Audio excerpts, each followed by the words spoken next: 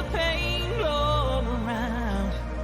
Keep the love in your heart and hold your head high. Harbor no hate. Welcome to the Let That Go show with Kassira McKee and Richard Skipper. This show is based on Kassira's book, Let That Go, where she guides people in completely blessing and releasing people, places, and all kinds of things. Kassira and Richard share personal insights and experiences based on concepts in Kassira's book, with guests and you, their co-hosts. Are you ready to let that go? Let's go. Hello, Kassira. Don't you love our new opening? That was fun. It's fun. It was fun. And I love the vocalist. I wonder who she is. I wonder. Well, and I also want to say thank you to Tess LaBella, who does. Yes, darling. Yes, we love that voiceover. So tonight, I love her voice. I just want to go have lunch with her and buy her a cup of tea or maybe a bottle of wine. I don't know. Now I love her voice. She is one person that we are not going to let go of, but tonight we're going to be talking about several things that we're going to be letting go of. And I had an epiphany moment. Yes, I want to hear your story. Yes, because yesterday you gave me a call questioning something that I did. And I won't go into details. Yesterday, yes. I thought it was today. No, you called me yesterday. Oh, did I? Okay. Yes. My life is a blur. And I got to thinking about this, and you questioned a certain action that I did.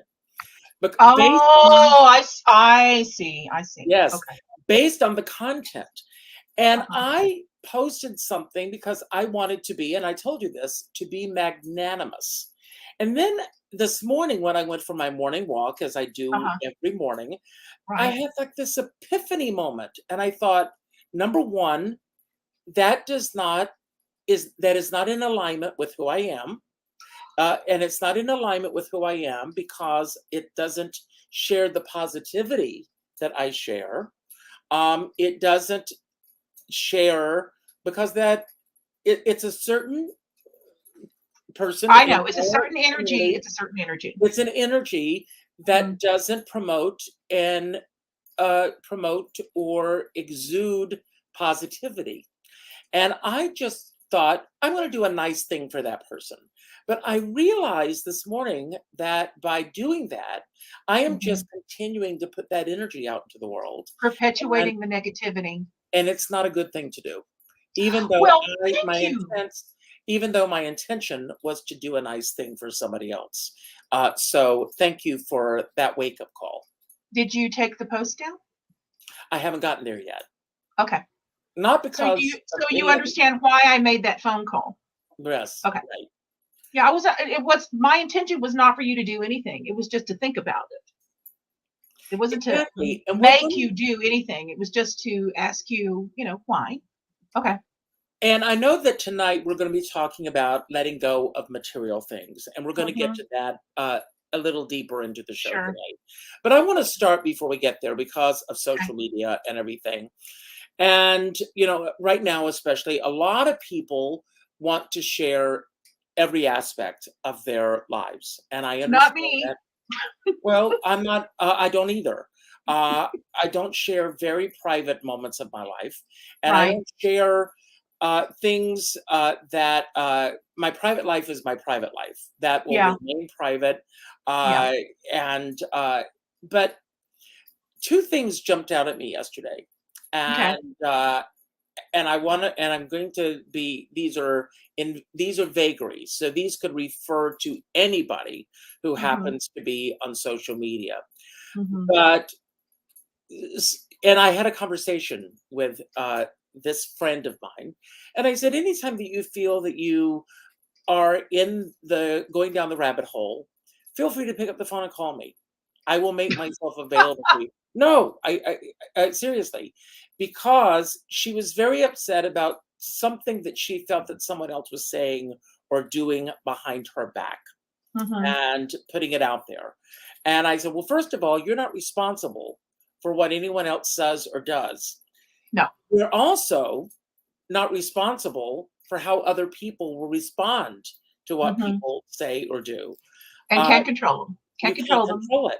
And we can do until we're blue in the face.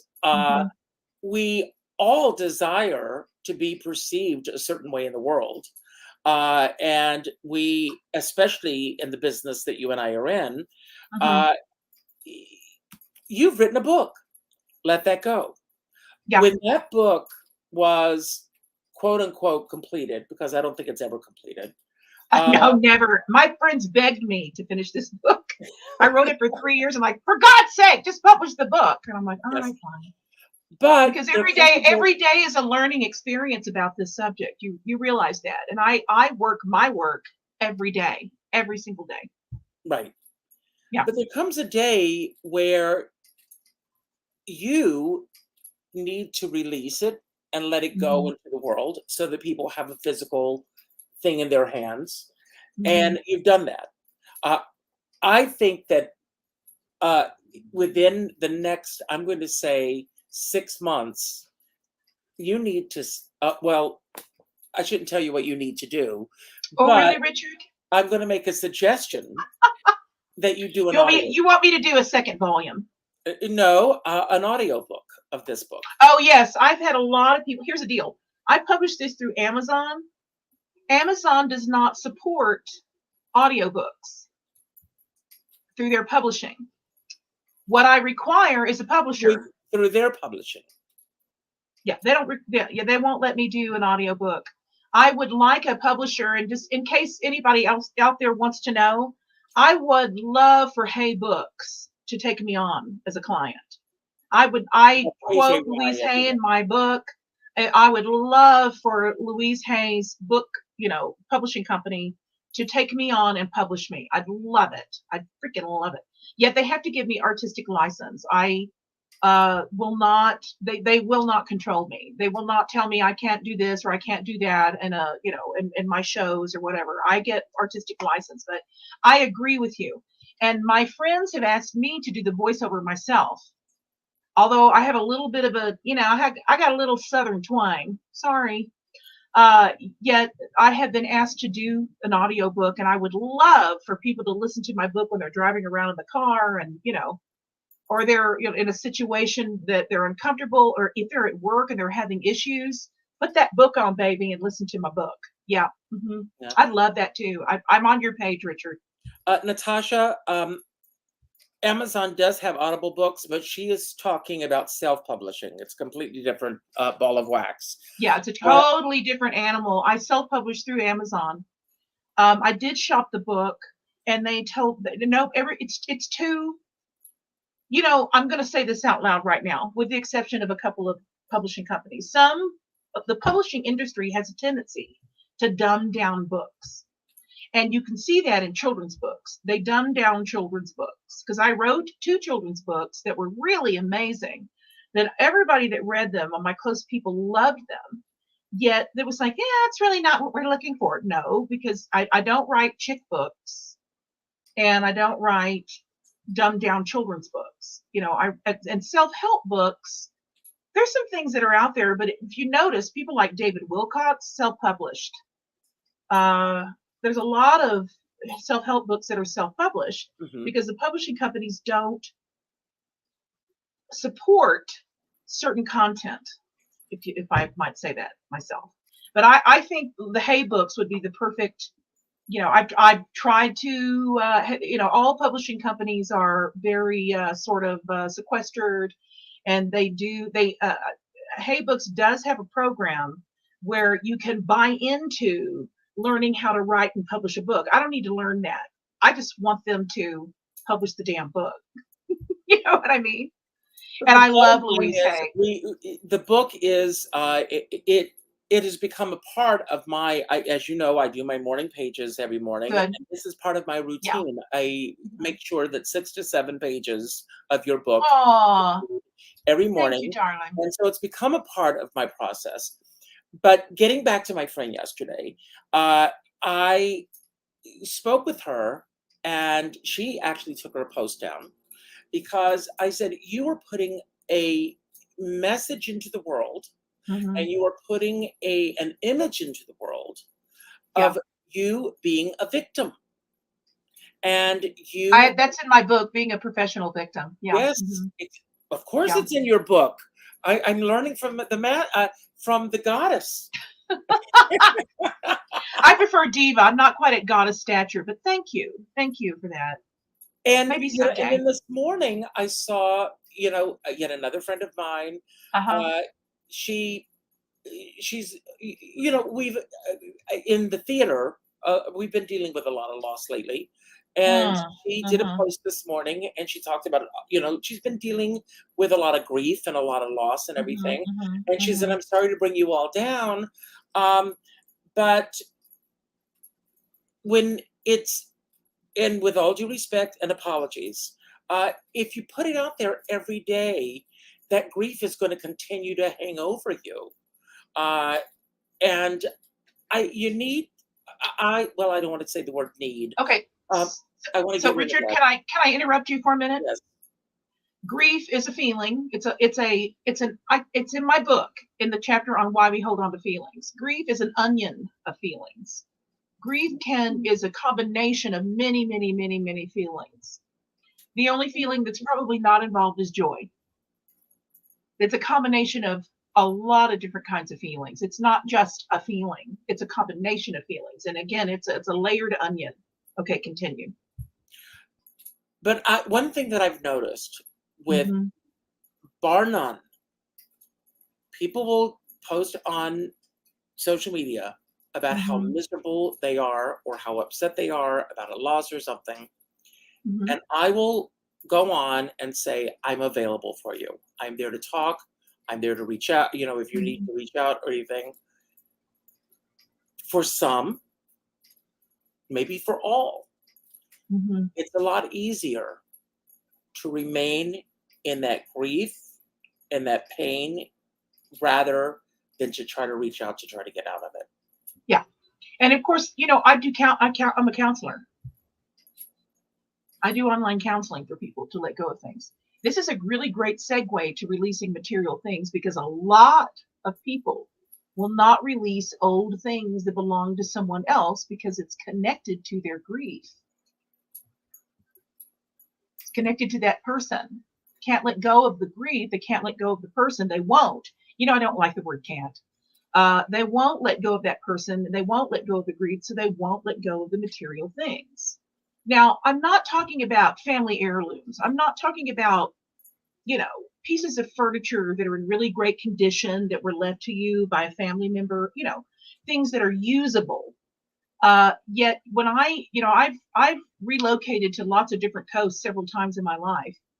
And the last time I moved, I let go of two pieces of amazing furniture that belonged to my fraternal grandparents. I gave them to a cousin. In fact, I gave a lot of things to family members.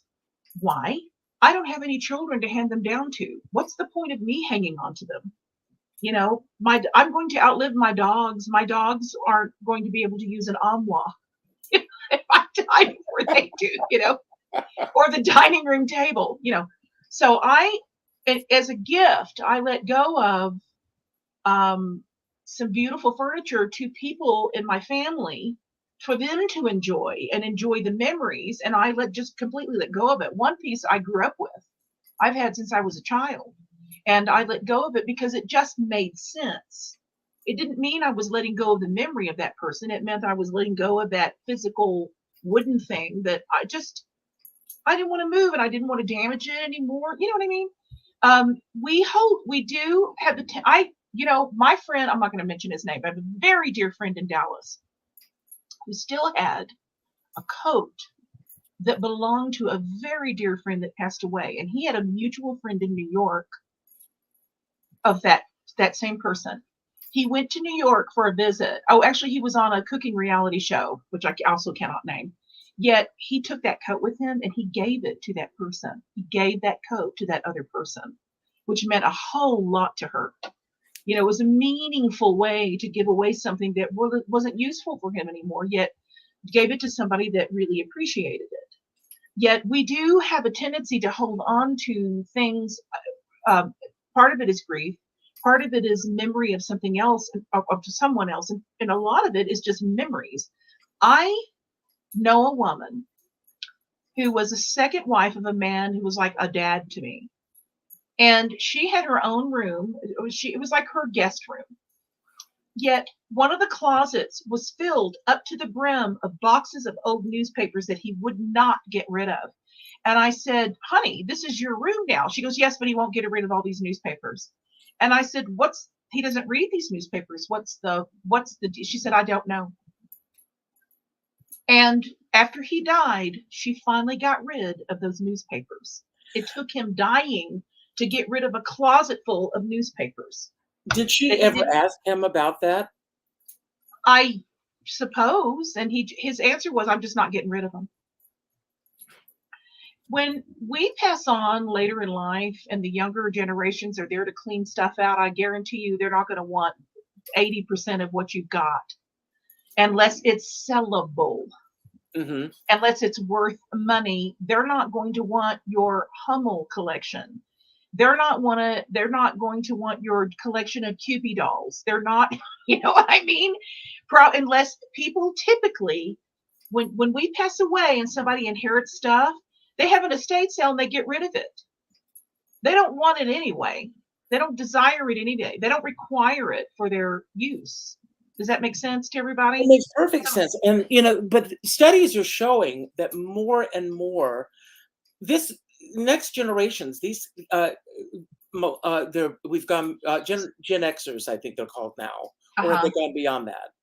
Are they still Gen Xers? I don't know. Well, is that what they are? What are they called now? I'm not sure because we've gone from so many titles. There are so many titles now, but these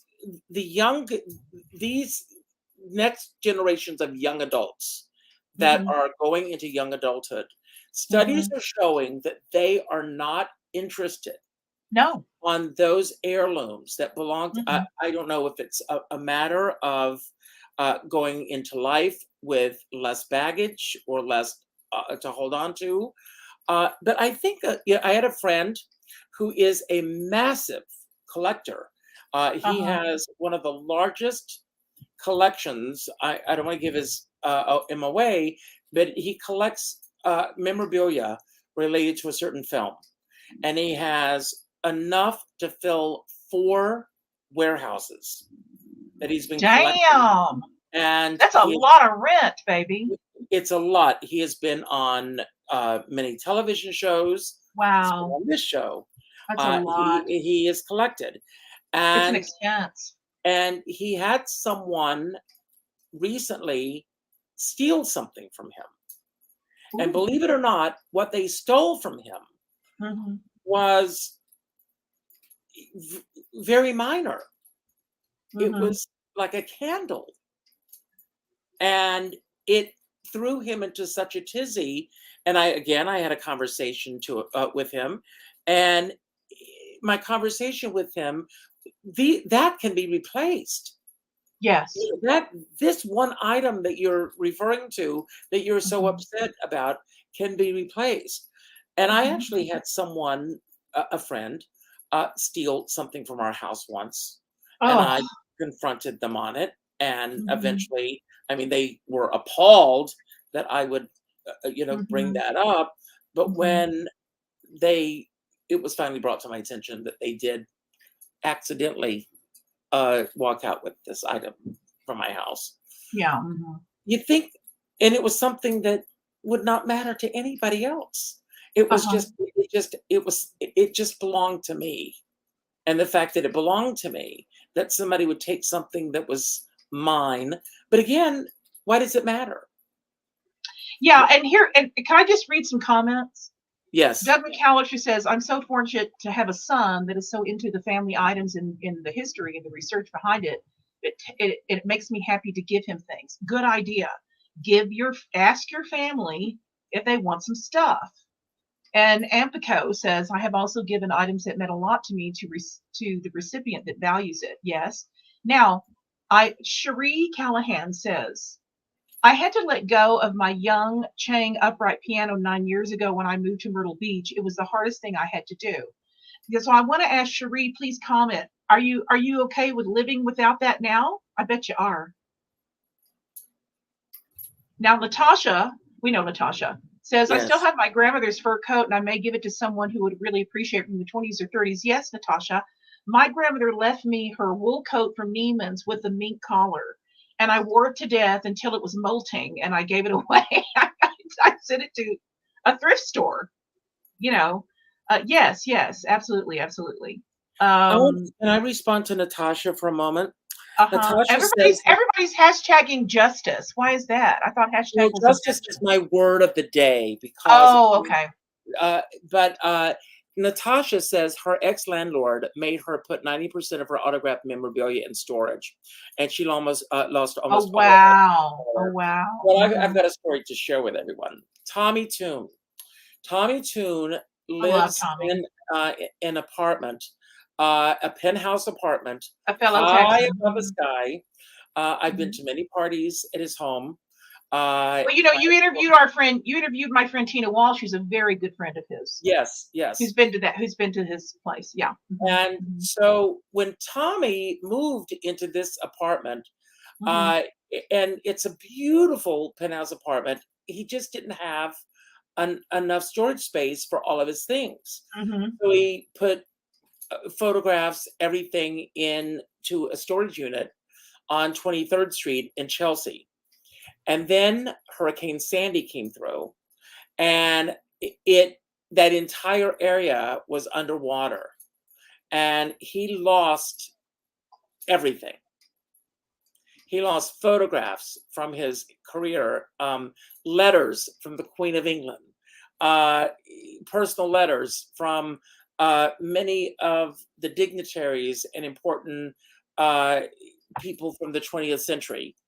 They were all gone. And he did a whole segment in his show where he went up on a stepladder and sat on the stepladder and sang up on the roof, looking down on having lost everything. And then he realized he had his friends, he had his health, he had his dog, he had all the things that truly mattered. And all of those things were just, and it goes back to what you said earlier, they're symbols of memories. Yeah. So I would like, if I may, I'd like to read the first part of my chapter on why we hold on to material things, which is on page 126 of the book for those of you who haven't. Francis Shea, I am mailing yours today. I didn't have your phone number, so I couldn't send it. So I do have your phone number now. Here's a quote from, are we all familiar with Iyanla Van Zandt? She had a reality show. I love her. She said, a true sense of happiness stems from a strong sense of being, not from what you own. And here's my truth. Like places, we hold on to material things because of thoughts and the feelings they trigger, both negative and positive. This keeps us stuck in the quicksand of stuff. We must let go of things in order to move forward emotionally, physically, spiritually, and energetically in order to create a space to welcome in what we say we desire and require. A good example of this teaching is the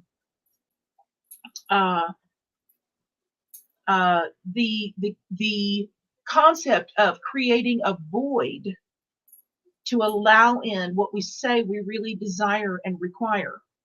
And that's a Hicks saying. You know,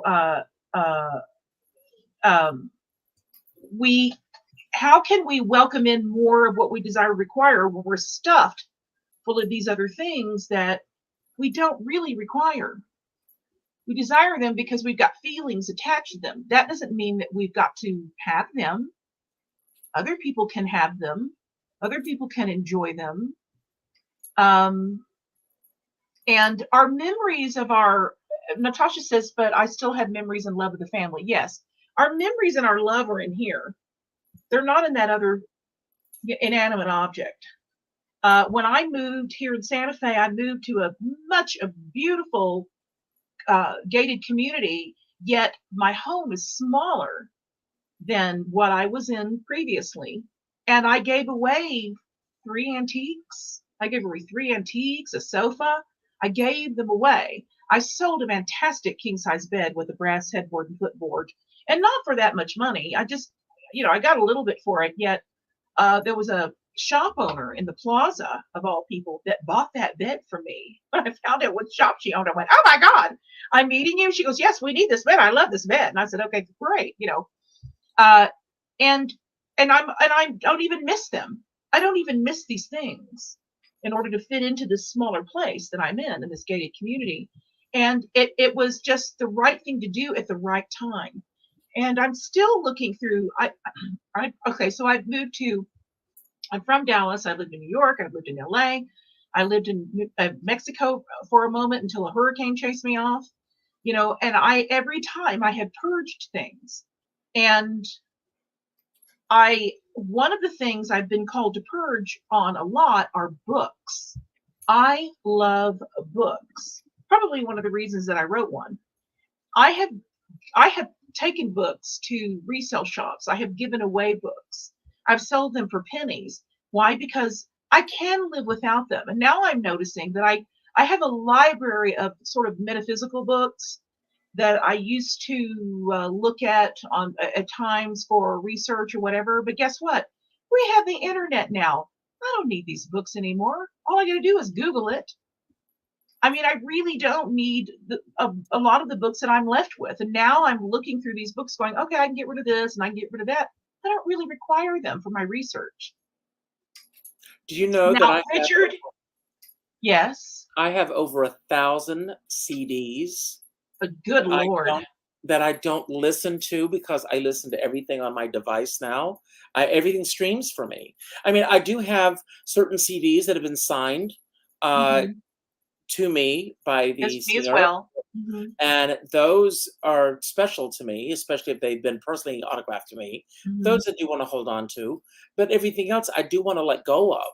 And let those. I want to respond to something Pico says. He says, "Can anyone name a single item in an antique shop that is actually needed, that is not a luxury?" There's a great book out, and it's called Want. And because want, for most kids, some kids learn the word want before they learn the word mommy or daddy. Because we are taught we want food, we want to be changed, we want to be nurtured, we want to be kept warm, we want to do all these things, and we go through life. And I saw a psychologist once, and he said everything in our culture changed with the TV series Davy Crockett, because Davy Crockett was the first show on TV that truly mass marketed to kids. Oh my God, that hat. The coonskin cat. Oh my gosh, the hat. And every kid in America had to have a coonskin cap. And kids started, and think about this.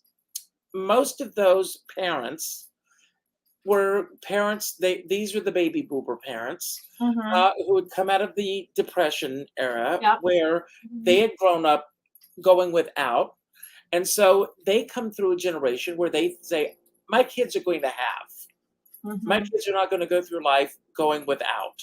And so these kids had to have it. And kids in school were made to feel ostracized if they didn't have the damn hat. Yeah. Well, that goes with the cereal industry too. Look at all the toys, the compasses and all the little rings back in the day. It started in the 50s, right? Where you had to have that box of cereal because of the toy inside. Yeah. I agree with you. And kids, you see something, and even now you see a commercial on TV for fast food or something. Now you don't even have to get up to go to McDonald's. You can call Grubhub and they deliver it to you. Yes. That's the world we live in now. And everything is easily accessible to you. Yeah. Yeah, I want. Okay, here it is. I need. Here it is. Yeah. I mean, I order stuff online, yet I don't. I really look at. Do I really require this, or I'm just liking it? Just because we love it doesn't mean we have to own it. No, we could admire it from afar. We don't have to have that thing. It's just can we not enjoy things from afar and not have them in our home and not wear them? You know what I'm saying? Well, when Carol Channing, as you know, Uh-oh. was a friend, Mhm. well, Carol Channing, when she went through her uh, the horrible end of her marriage with Charles, um, Mhm. and then a lot of her things were auctioned off, and Mhm. I had to have some of those things. Of course. I had to have them. So I'm online bidding away, like you wouldn't believe Mhm. it, things that I could barely afford. Right. And let me rephrase that. Things I could not afford. And Well, things you somehow afforded something. because I have a husband that said, You really want those, don't you?" So Okay. I am bidding away, and I was given a certain leeway Mhm. as to how far I could Mhm. bid on those things. And I had Uh-huh. to have them. I had to have them. And I ended up with 5 costume pieces that meant Uh-huh. the world to me. And I was going crazy bidding on these things. Uh, Right. and with my heart palpitating that and but I just recently got rid of them. I just recently Yes, sold them. you did. And and people are like, "Oh my God, how could you let go?" But it was time. I, Yes. and I don't miss them. They were just hanging in my closet. What was I going Right. to do with them? Uh-huh. Yeah, when that auction happened, nobody from my cast bought anything. We had our own memories. We have our own, we're still connected. The two tours I did with Carol in Helena Valley. I didn't buy anything from the auction. I still have handwritten notes from her. And we've all got pictures of her with us backstage, clowning around, at one of the parties she gave it. We all still have the pictures, and that's all we require. We didn't require to own a piece of that. Why? Because we lived it. We lived it with her. And You know. I'll bring up something, and maybe you can weigh in on it. Okay. But for some things, it's just a matter of bragging rights. It's Okay. just uh, It's a story. It's a story. it's a story to to go out and tell people that I own this, and you don't. Mm-hmm. That was never what it was for me. For me, Hmm. owning those things was that I felt that I had a piece of her history and Sure. a part of her. And she even signed, her Cecilia Sisson ad. She personally signed to me on the inside. Um, and but with and it took me years before I was able to let go of it. And I'm letting go of a lot of things right now. Um, I'd like to. Can I comment on something before we lose the Yes. moment? I'm sorry, I didn't mean to interrupt you. We're going to No, cut go back to ahead. that because I have questions about the Carol thing. So, Aaron Kalev, I don't know how to Yes. pronounce his last name. Caleb. I had a religious medal that my mother gave me when I was 14. I was told it would protect me, and I wore it for years until the chain broke and I accidentally lost it in my 30s. I went into a panic, but then resolved to the fact that I would have to live without it. I found it years later and immediately put it around my neck, feeling like I had the protection again. I woke in the middle of the night, realizing the power the medal and my mother had over me and got rid of the medal. I don't mean to laugh, Aaron. I'm not laughing at you, but that's a hilarious story because it's true. We already have it within us. Yet we'd like to believe that these outside objects give us something else that we may not, already have, and we have to have it or we're going to die. Thank you, Aaron. Thank you for saying that, Aaron. But Okay, thank you. Oh, Aaron says no, it's funny. there, Yes, it is funny. Thank you, but Aaron. I really there are appreciate that. people there are people who will be 5 minutes away from an airport Uh-huh. and they will realize that they left a Lucky Charm or a Uh-huh. talisman or something behind, and they Mhm, will turn mhm. around and go back and get it because Yes. that's the power that that has over them. That outside object outside themselves must have some sort of power that they don't have within themselves. But guess what? It's all within us. It's already there. Yeah, like so, we talk in my book, I talk about how, people say, "Oh, I'm cut Since off from she's my." here, since Erin is here, I have something I'm giving to Yes. her. Can I Oh my show it? gosh. So Oh, how funny. What is that? it's Carol Oh, it's a Channing. paper doll. Shut up. I'm giving it to Erin. I've been waiting Shut for her up. to call me so that I could. But this is hers. I'm sending it to her, and this is something that I have been holding on to for a That's long, long time. adorable. But she's got to call me in order to get it. She's not going to get it Okay, anyway. Erin. Erin, call Richard. Um, But that's funny. it, And guess Carol what, Erin? Channing These dolls. paper dolls, Erin, these paper dolls will protect you from evil if you wear them in your bra. Um, I,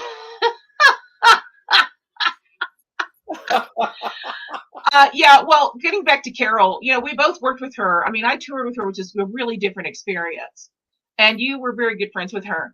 Um, I, you know, my experience with being with her and performing with her, and her sometimes shaking her finger at me, and her sometimes hugging me was enough. Like I don't require any. I don't require a Carol doll. I don't actually. You do have a Carol doll that I kind of like, actually, Richard. But other than that, I don't need her I do. costumes. You have this Carol doll. You know that Carol doll with the blonde hair, and it kind of it's like this cloth doll. It cracks me up. Which It one? cracks. I don't know. It just cracks me I've up. got several dolls. Well, tell me which one you want. I'll send it to I you. don't know. I don't necessarily desire it. It just cracks me up. It's like this. It's like you've shown a picture of it before. It has the bowl haircut, and it's got the fabric arms and legs, and it's got the red dress on, and it's got this weird face. I don't know. Uh, is it the ventriloquist doll? I don't know. Is there a ventriloquist doll? I don't There's know. a Danny, can We're you getting bring me the ventriloquist doll? we're getting a little off track here. Yet it just cracks me up when I see pictures of But it, I'm because I'm being like, moving, I feel like it's a horror film, and she's about to come to life in this doll and no, look around. my cat loves this ventriloquist doll. Your cat loves. You have a cat? Yeah, my I cat. don't know. Well, I have two cats, and my cat. Oh, I just know about the dog. Yeah. Well, here she is. Is this Oh, it? is that her? Oh, that's her. That's hysterical. It's creepy. It's fabulous and creepy, and it also looks like it doesn't look like Carol. It looks like I don't know what it looks like. It doesn't look like Carol at It's a all. ventriloquist doll. You want it, That's Kassira? hysterical. You want it? That's okay. If you send it to me, I'm going to have my show. I'm going to do Carol. Well, did you get them all? Kassira, I'm going to send you this, and then but you need to do a selfie with this and the Richard Skipper Celebrates mug. That's hysterical. That's hysterical. That's hysterical. That dog is creepy and fabulous at the same time, and I can't tell you why. It just is so funny. Okay, so besides the Carol Channing stuff, Richard, Yes, I'm going to send it to you. Richard, what else are you getting? Do you feel like you're required to get rid of some other stuff, or besides the CDs? Well, I'm getting rid of the CDs. Okay.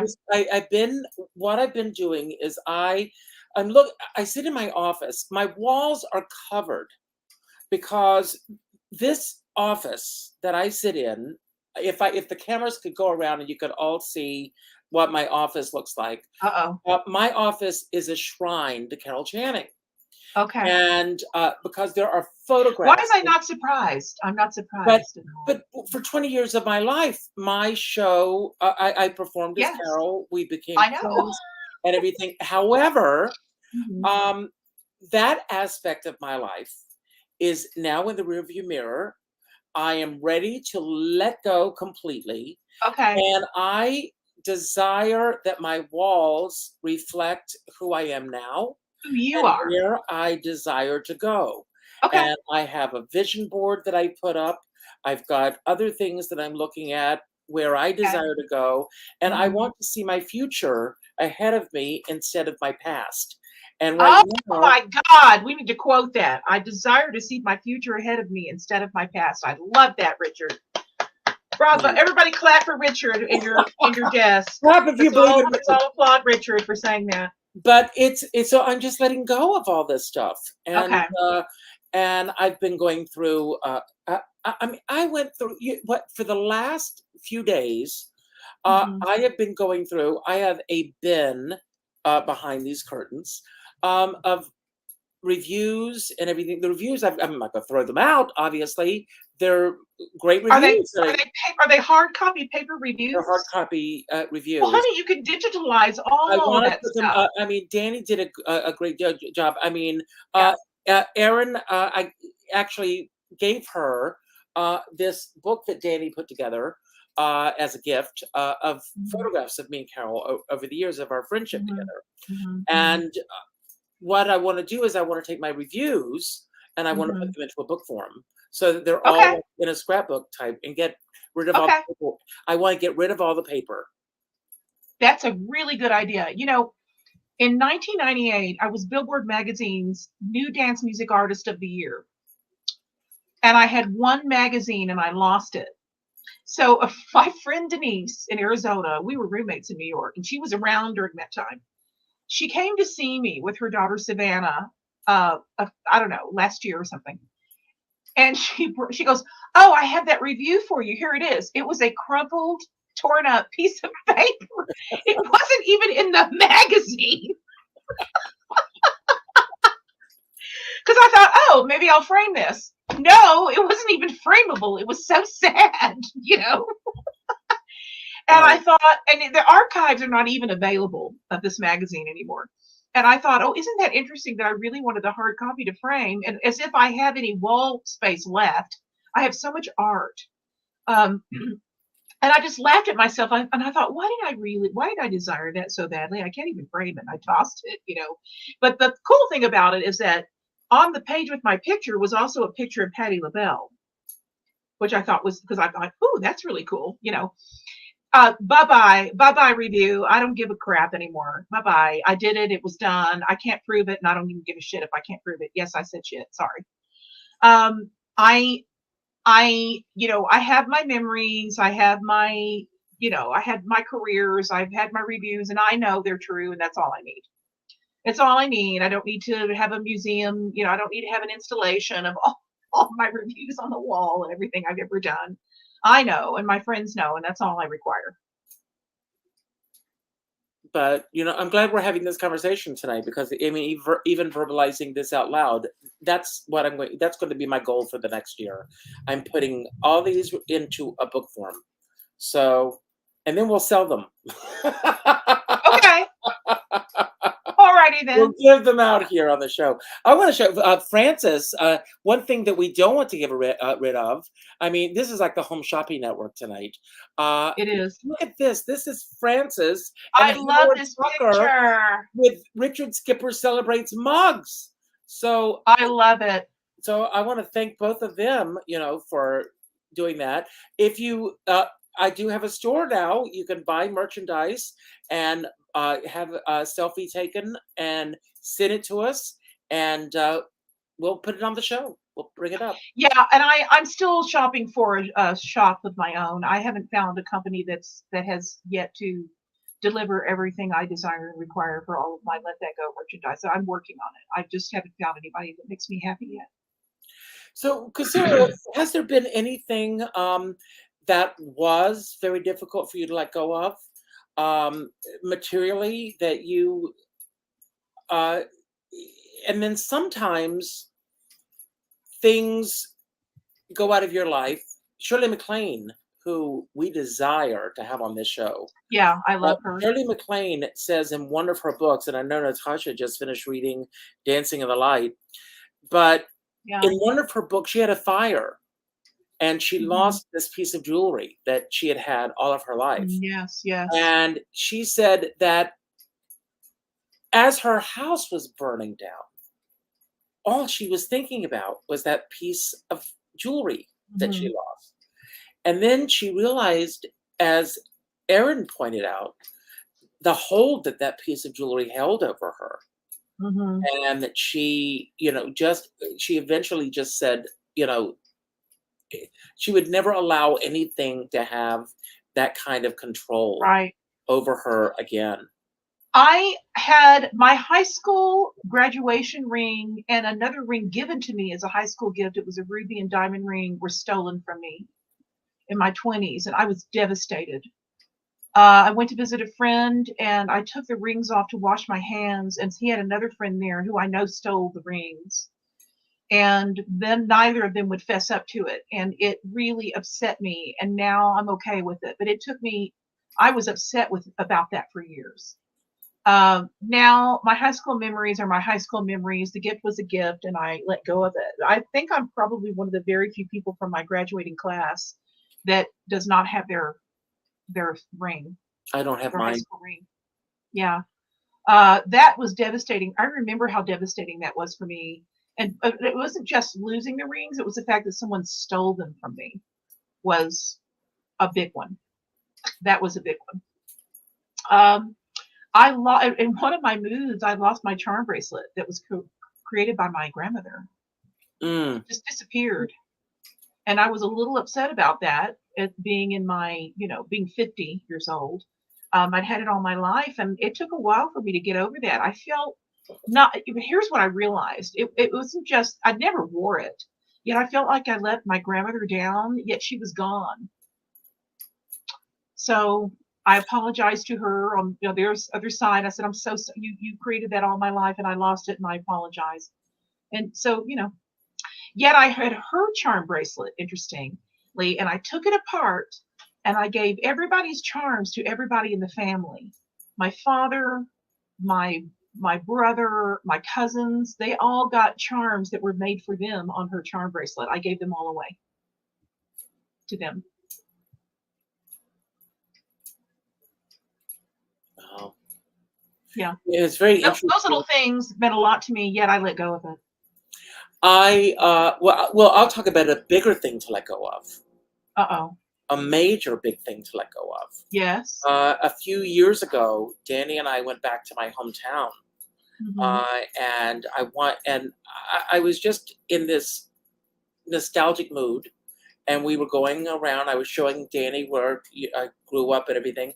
The house that I grew up in was completely gone. Oh yeah. And there's a bank now on the property.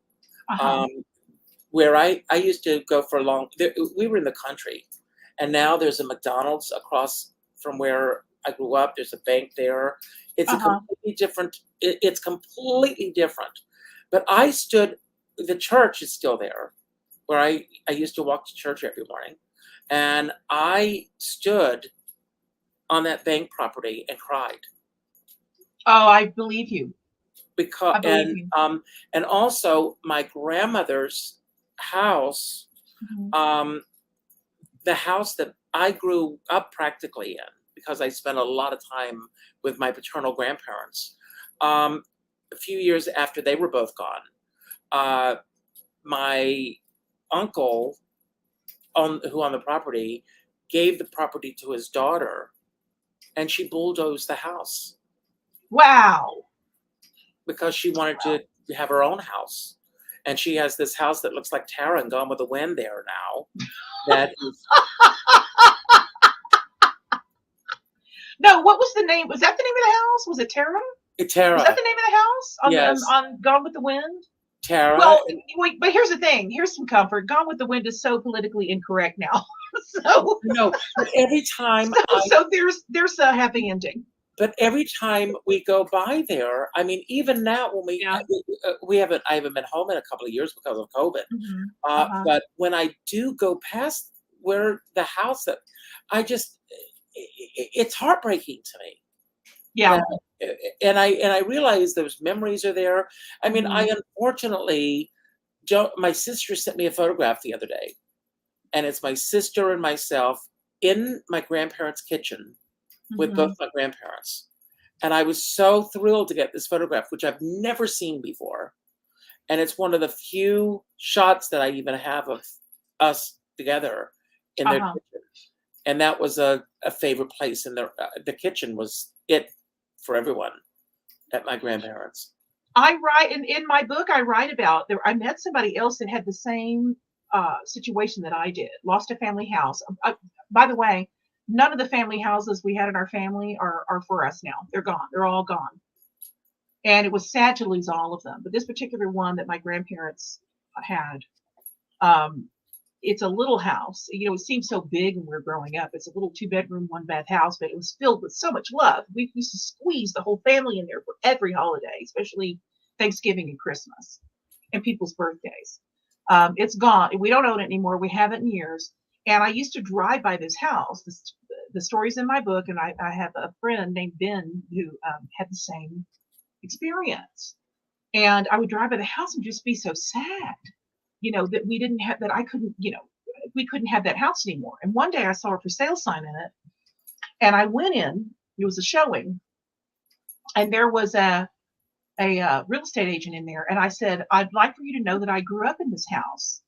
They had replaced all the back. We had what we called the back porch, which was not, it was originally a screened in porch, but then they windowed it in, but it had these old crank windows in it. Well, they took them out, yet they saved the wood frames of these windows and had them hanging up as, in their distressed form as art on the walls. And I said, oh, those used to be back there. He goes, oh, you know that? I'm like, yeah, let me take you on a little tour. Well, years ago in the 70s, I taped everything up and repainted the house. And we had these French doors that went off of the dining room into the back porch. And they still, to that day, had leftover tape markings on the glass from my tape. And I said, why are these still here? He goes, I don't know. We just thought they were a part of the house and we didn't take them off. And I said, okay, that's my tape.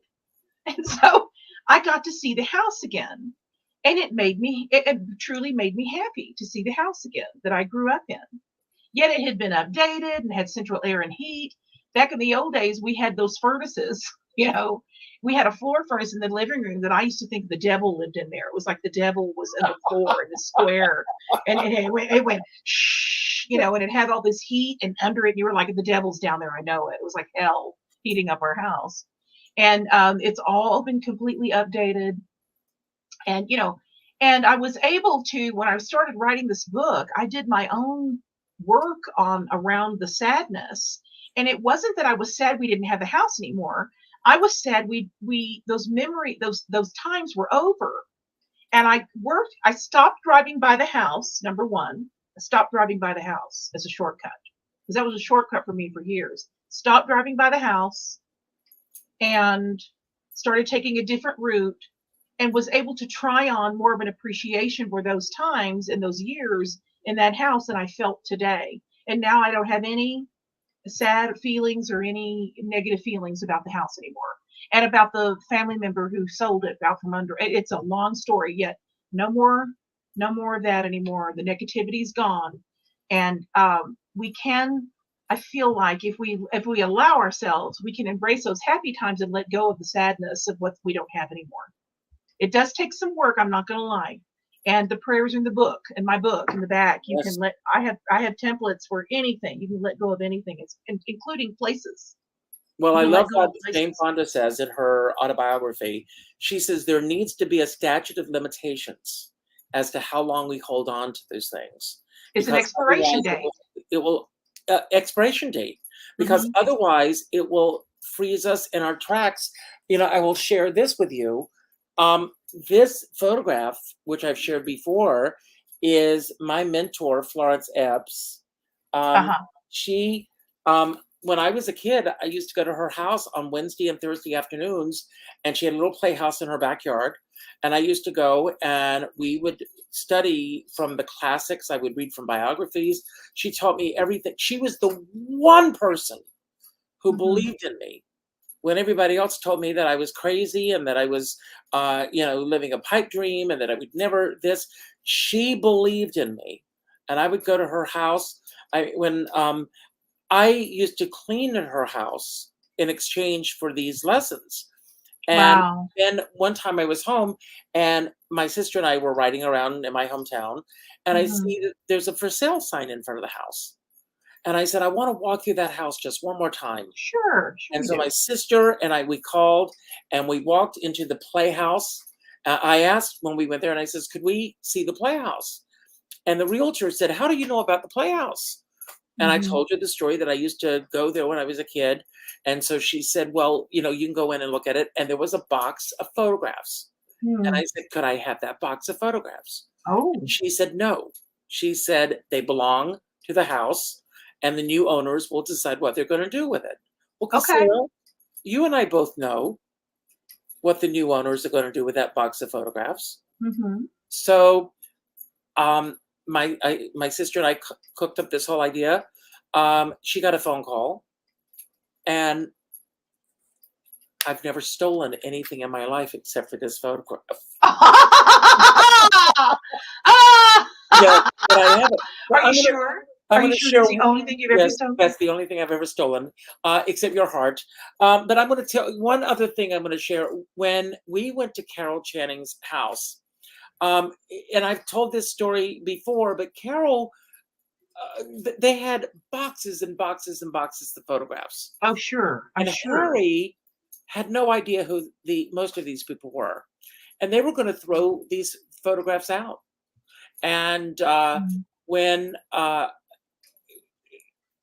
certain people came into Carol's home, and this is what Carol left the house to go live with her cousin-in-law because certain people were coming in and taking her things and just putting them in boxes Oh, because it didn't mean anything to them.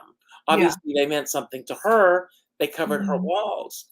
But, you know, we again learn to let go. Okay, I have to read something out loud Okay. from Doug McAllister. This is Yes. so good.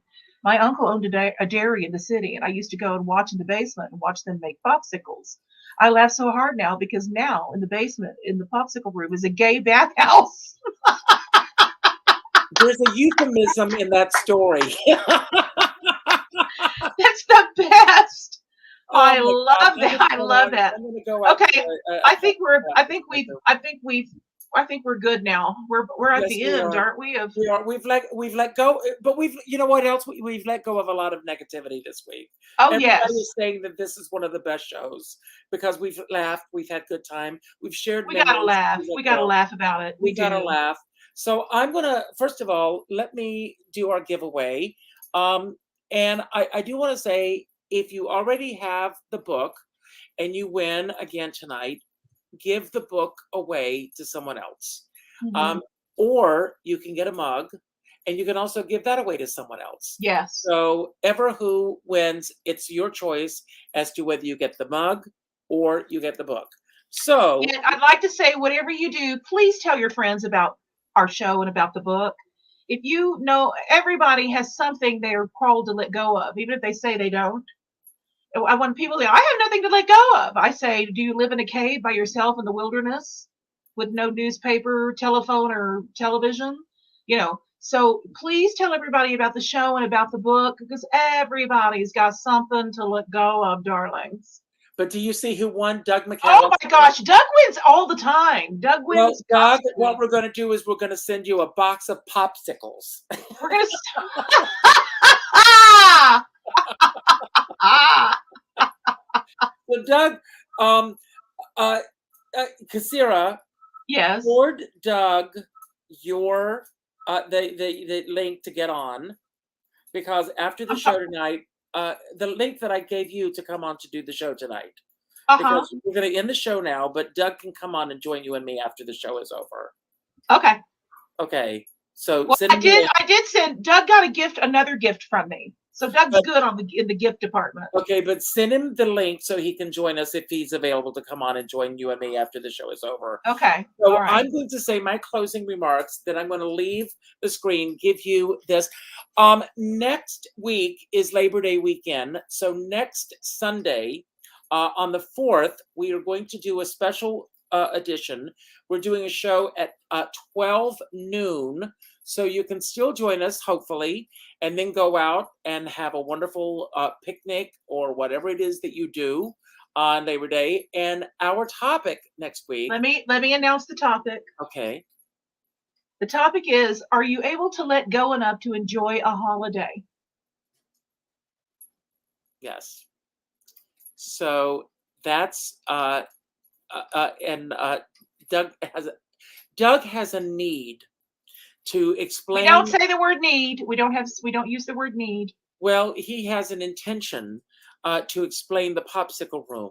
Yes. I think that he should let go of that. So,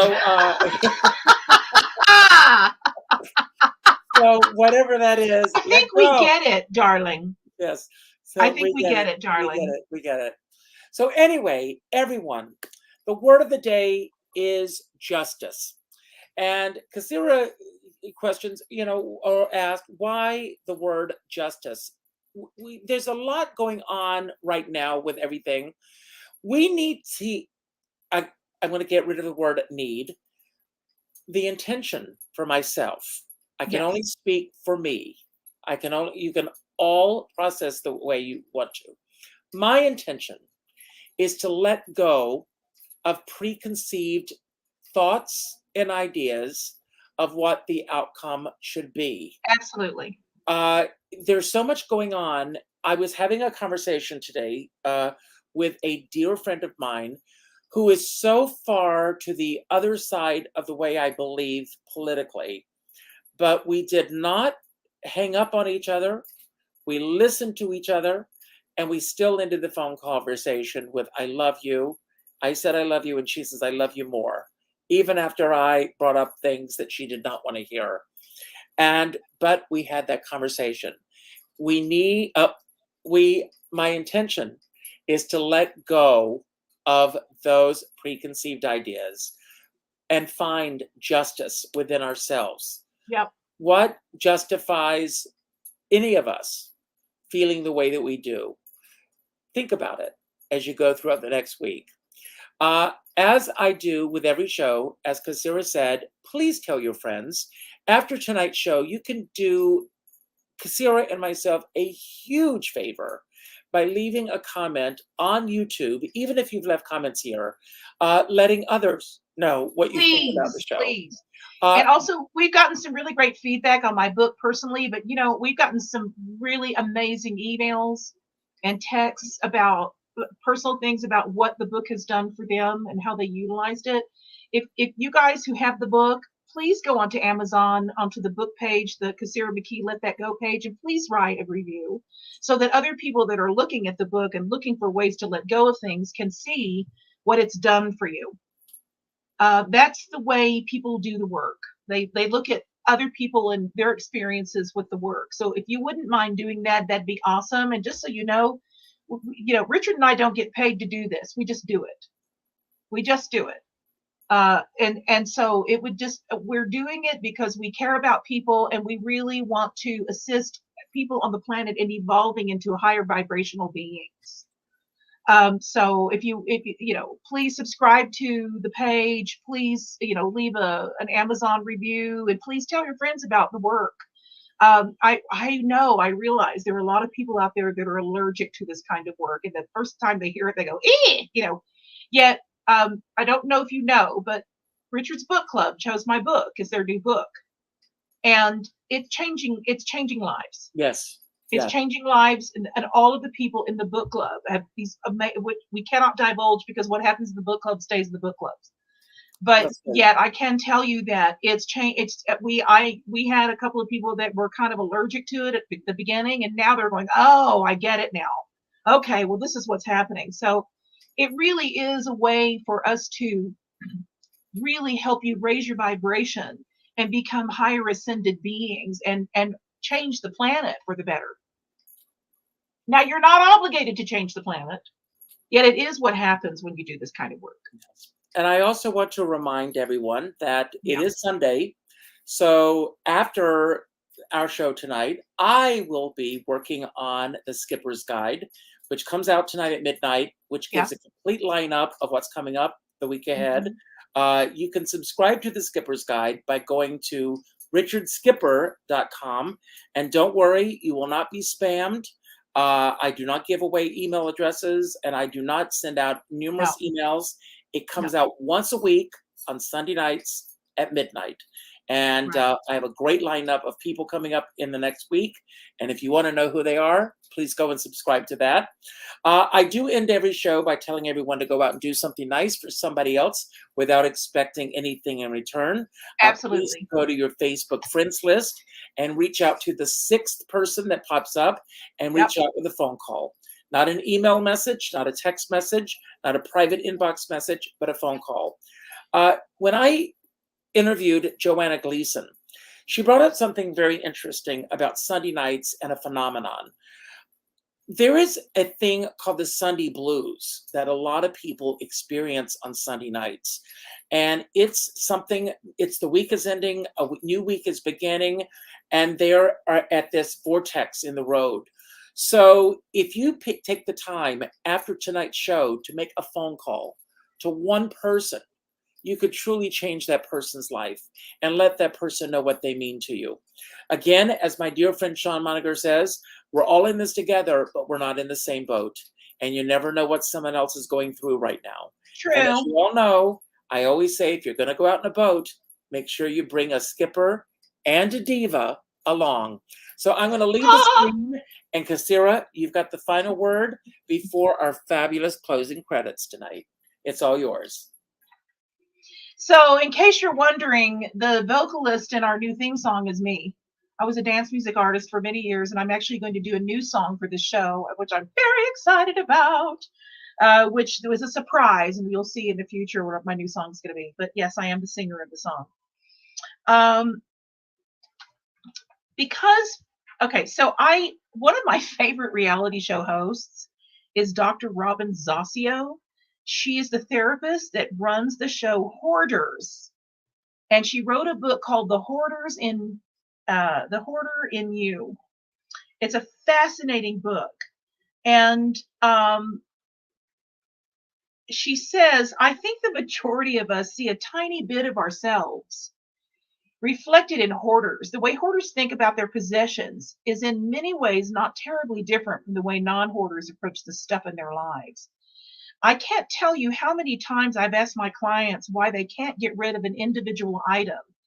And their answer is because I'm afraid if I throw it out, I'll need it in the future. On other occasions, I hear because it would be wasteful to get rid of something that could still be used, or it is such a good deal, I couldn't pass it up, or this item was given to me by someone I love and I don't feel right about throwing it out. It's easy to see how clutter can interfere with your life in very practical ways and cause you to waste many hours of your week searching for things that you need. It can also make it difficult to be calm and present and enjoy your life to the fullest and cause unnecessary stress and frustration. In other words, it's not the items themselves that evoke fearful and anxious feelings. It's the thoughts and feelings we attach to the items. So I'm encouraging you to, if you're covering yourself in stuff, please let it go. It's not going to matter. It's not going to hurt anybody. It's only going to assist you.